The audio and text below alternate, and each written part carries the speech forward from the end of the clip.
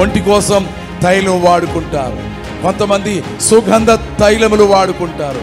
వాటి వల్ల కాదు, కానీ యేసు నామములో ప్రార్థించి తైలము పోసిన, జలమును ఇచ్చిన, అందులో యేసు నామం అనే పేరు చెప్పబడింది. కాబట్టి ఆ యేసు నామము మిమ్ములను అభిషేకిస్తుంది, ఆ యేసు నామము మిమ్ములను ఆశీర్వదిస్తుంది.